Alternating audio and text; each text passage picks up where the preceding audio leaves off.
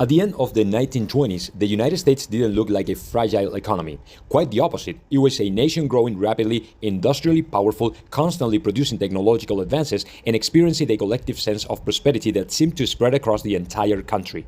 Skyscrapers were rising, factories were humming, consumer spending was exploding, and the stock market had become a national religion. Millions of small investors believed they had found the ultimate shortcut to wealth. But beneath that appearance of strength, the system had deep cracks. The economic model of the 1920s was capitalism in its almost pure state. Minimal financial regulation, extremely cheap credit, massive speculation, brutal concentration of wealth, wages that failed to rise at the same pace as corporate profits. A shrinking number of large fortunes controlled a growing share of national income. At the same time, millions of workers lived paycheck to paycheck, indebted, without any safety net, without unemployment insurance, without pensions, and with no guarantees that if they lost their jobs. The illusion of prosperity stood on three false pillars. Number one, unlimited credit. Number two, stock market speculation. Number three, installment-based consumption. The economy looked like it was growing, but in reality, it was simply inflating. In October 1929, the New York Stock Exchange collapsed. Share prices plummeted within days. Millions of investors lost their savings. Banks, having recklessly lent out speculative money, began to fail one after another, and confidence evaporated overnight. What began as a financial problem quickly turned into a full-scale economic depression. Between 1929 and 1933, GDP fell by nearly 30%. More than 9,000 banks failed. Unemployment soared past 25%. Industrial production collapsed by more than a third. This wasn't a cyclical downturn.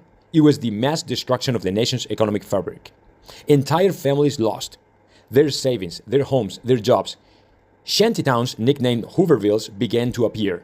People lined up for a bowl of soup. Bankrupt farmers abandoned their land. The American dream went on pause for the first time on a massive scale. Up to that moment, the government's response was practically non-existent. A dominant economic belief prevailed. The market regulates itself. If there had been excess, the system would correct it. The problem was that this correction meant millions of people falling into misery. The government of the time clung to classical laissez-faire orthodoxy. No direct intervention, adjustment via mass unemployment, failing prices due to collapsing consumption. But something happened that broke the manual. The market entered a self-destructive spiral. Companies laid off workers because they couldn't sell. Workers didn't consume because they had no jobs. Banks didn't lend because they expected more failures. Bankruptcies multiplied because there was no credit, and the system fell into total paralysis. And here comes one of the biggest lessons of the 20th century. The market can create wealth, but it can also destroy it on a massive scale if there's no safeguards. In 1933, in this economic and social disaster, Franklin Delano Roosevelt came to power. He inherited a collapsed, demoralized country with no clear answers. His great achievement was not enforcing a rigid ideology, but breaking with the dogmas that no longer worked. Roosevelt didn't aim to abolish capitalism. He didn't impose a Soviet-style planned economy.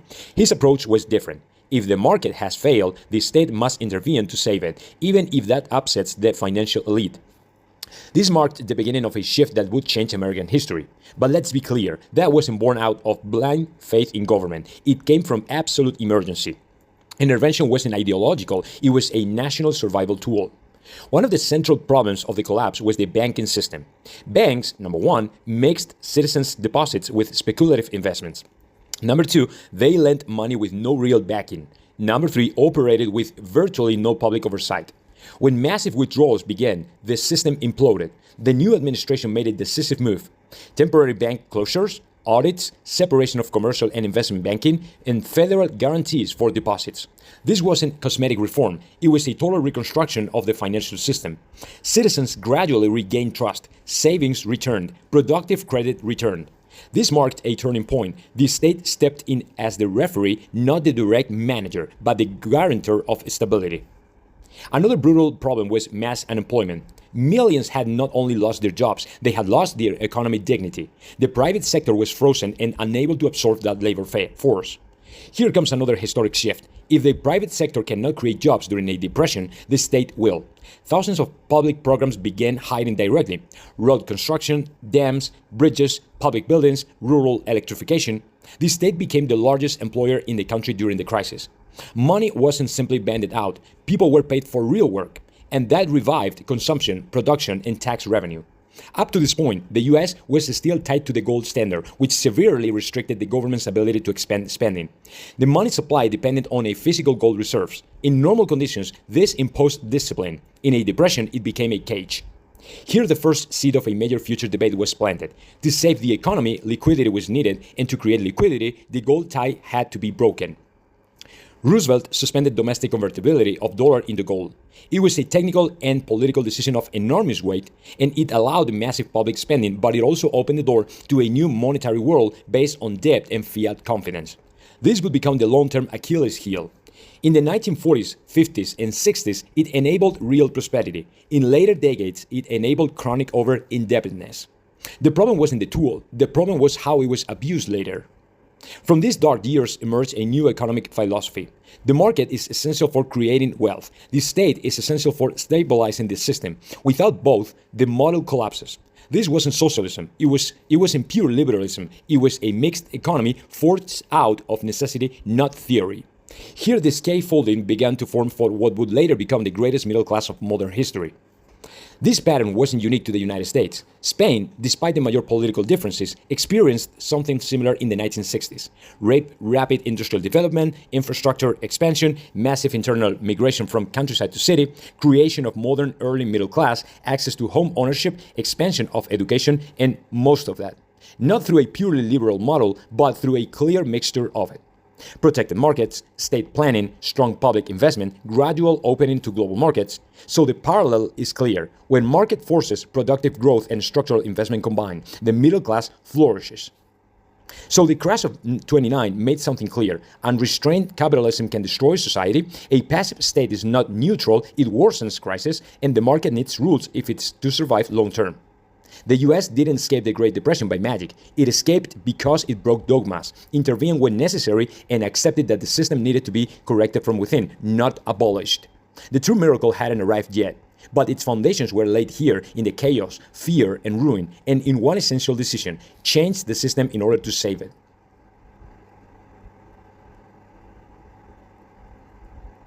When Franklin Delano Roosevelt took office in 1933, he didn't inherit just a crisis. He inherited a country on the verge of social collapse.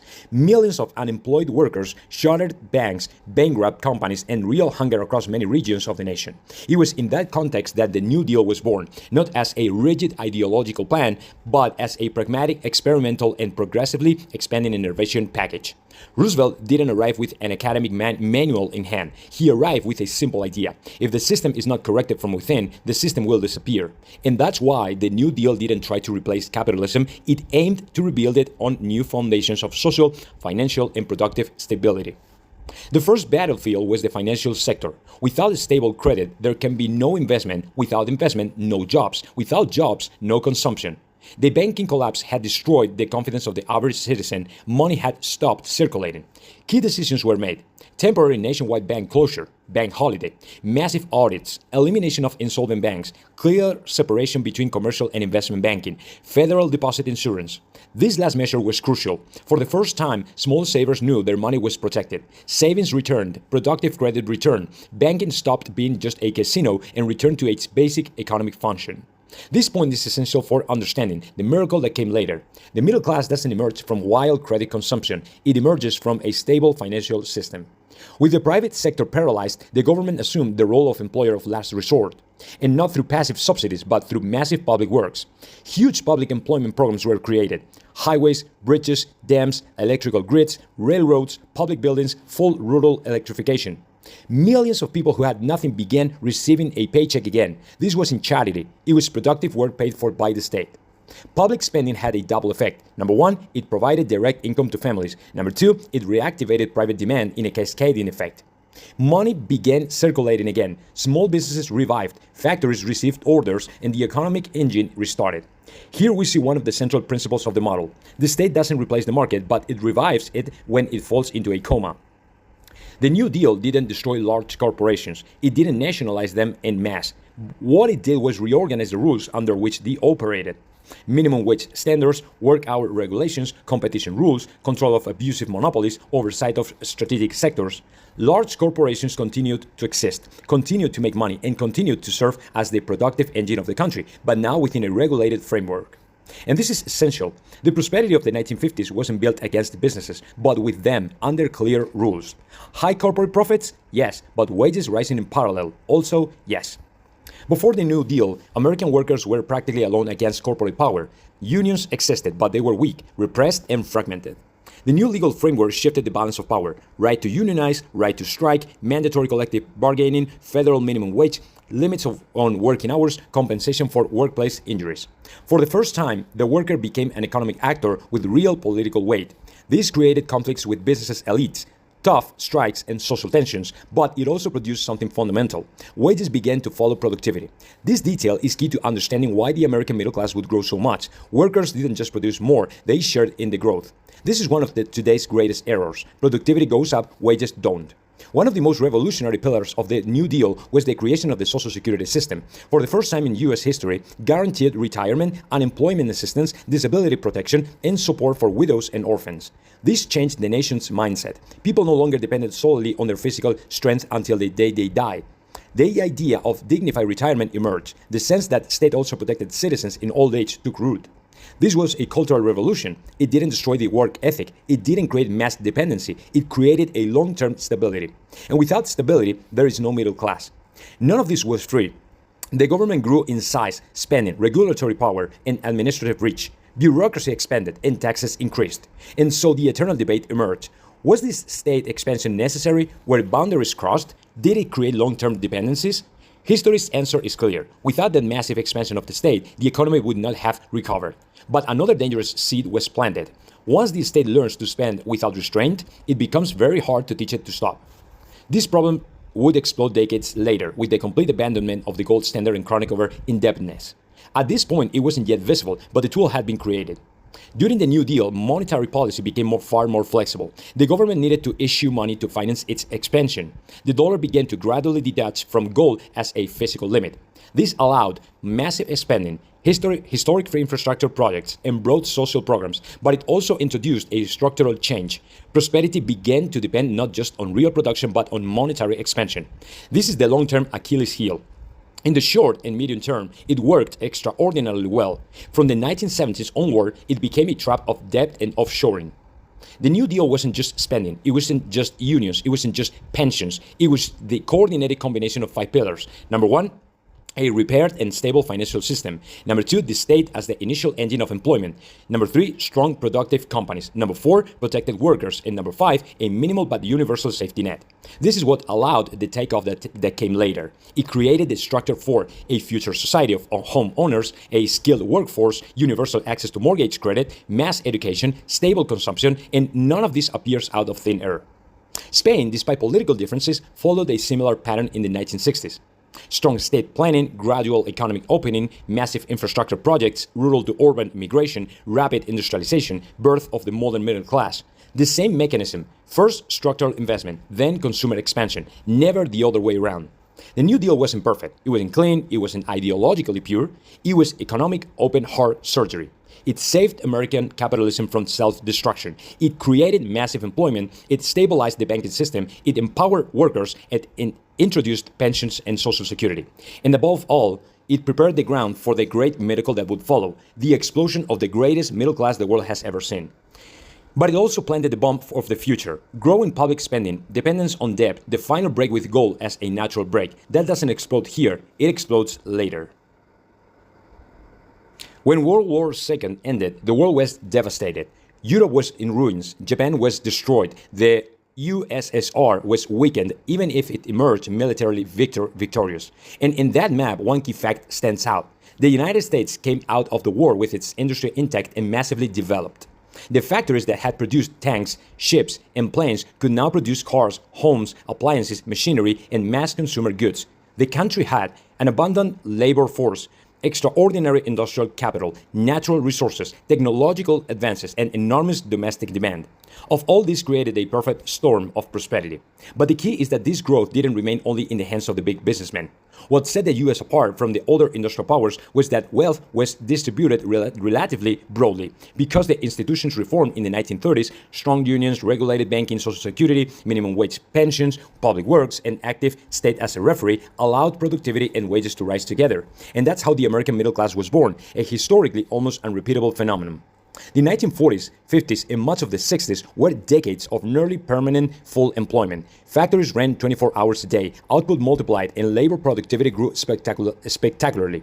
And unlike what would happen decades later, wages rose at the same pace as productivity. Not because companies were charitable, but because the legal framework required collective bargaining and unions had real power. That meant the steel worker bought a house, the factory worker got health insurance, the office worker sent his kids to college, families traveled, consumed, and saved. It's important to underline this point. Prosperity didn't come from the state handing out money. It came from the state creating a framework where well-paid work was the norm. The balance between strong business and protected workers worked. It wasn't a perfect model, but it was profoundly functional. If there is one icon of this era, it's the single-family home with a yard and a garage in the suburbs. That concept was born from several forces coming together. Cheap mortgages were guaranteed by the state, FHA, VA loans, or kind of like that. The rise of entire suburban developments, Levittown, abundant and expensive land, massive highway infrastructure, interstate highways, and high and stable average wages. The house stopped being a luxury. It became the symbol of economic stability. A blue-collar worker could buy a home with a 30-year fixed-rate mortgage, low interest rates, monthly payments reasonable relative to his salary. And it's not coincidence that this structure resembles Spain in the 1960s and especially the 1970s, when home ownership expanded thanks to stable credit, rising wages, and a state that promoted urban development. Housing for everyone was the product of the macroeconomic stability and rising real wages, not financial magic. One of the most profound transformations of this period was the massification for education. From the late 1940s onward, access to higher education exploded thanks to the GI Bill, scholarships for war veterans, expansion of public state universities, responsible non-predatory student credit, a growing supply of skilled jobs. For the first time in history, millions of workers' children could become engineers, doctors, specialized technicians, university professors, or scientists. This created a virtuous cycle. More education, more productivity, higher wages, more consumption and savings, more consumption, more economic growth. The US became the world's talent factory. In Spain, although on a smaller scale, we see a similar pattern in the 1960s, desarrollismo, when high schools multiplied, universities expanded, and new technical and industrial professions emerged. Contrary to what many people think today, big corporations in the 1950s and 60s were not precarious job machines. They were stability machines. Companies like General Motors, Ford, GE, AT&T, or IBM offer lifetime job stability, upward career paths, private pension plans, health insurance, wages that allowed a comfortable life, bonuses, training, and paid vacations. These companies dominated the global market because they faced almost no external competition. Europe was destroyed. Japan would take time to recover. The US held absolute industrial hegemony. That hegemony was the foundation of the middle-class boom. And that was no accident. It was the result of a model in which banking was regulated, credit was productive, the dollar still maintained relative discipline, the state invested in real infrastructure, and workers had union power. It was the ecosystem in which regulated capitalism flourished. One of the key to this era was an implicit social pact. It was never written down, but everyone understood it. Companies make money, workers share in the growth. The state acts as a referee so the system doesn't spin out of control. This didn't eliminate conflict, strikes, or tension, but it maintained a dynamic balance in which productivity rose, wages rose, inequality decreased, domestic consumption expanded, and access to consumer goods was democratized. This social pact began to break in the 1970s when companies started offshoring production, unions lost strength, credit replaced wages, and the dollar no longer had the discipline of gold. But during this period, the balance worked. This point is essential to avoid romanticizing the wrong things. The US in the 1950s and 60s didn't prosper because it consumed a lot. It prospered because it produced a huge amount, and that production sustained consumption. Cars, refrigerators, televisions, clothing, furniture, machinery, all of this was manufactured inside the country. Manufacturing was the backbone. Consumption was the result of stable jobs, good wages, responsible credit, low inflation, confidence in the future, guaranteed pensions, and not the other way around. Here we see the difference with later economies, including Spain from the 1990s onward, where consumption is sustained by debt, not by strong real wages. The model worked, but it wasn't indestructible. Its weak spots gradually emerged. The system began to depend on constant public spending. Highways, defense, education, research, everything requires money. The discipline of gold became a nuisance. The dollar had to back up its international hegemony, and gold reserves didn't grow at the same pace. The federal debt increased, not yet as a tragedy, but as a dangerous structural trend. The dollar became the world's currency, a huge advantage, but also a huge temptation to print money. In 1971 came the breaking point, the end of the dollar-gold convertibility, the culmination of a process that had started in the 1930s. That's when the model began to turn into something else. More financialization, less local industry, more inequality, more credit as a substitute for wages. The middle-class dream didn't vanish overnight, but it weakened. Spain, especially between 1959 and the mid-1970s, followed a surprisingly similar path. Accelerated industrialization, rural to urban migration, rising real wages, expanded access to housing, growth of the urban middle class, massive infrastructure construction, and state development plans. The difference is that Spain arrived late and then went through a sharp political and economic transition in the 1970s and 1980s that cut off this cycle before it fully consolidated. But the parallel shows a central idea. When the state, the market, and labor are aligned, the middle class flourishes. When they fall out of balance, the middle class weakens.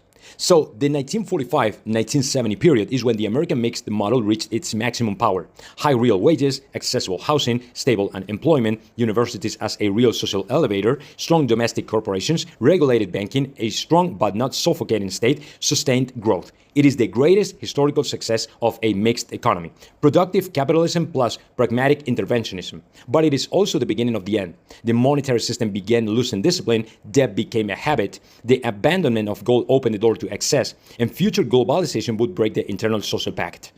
Even so, the legacy is undeniable. It created a middle class so powerful that it set the standard of the Western world for generations.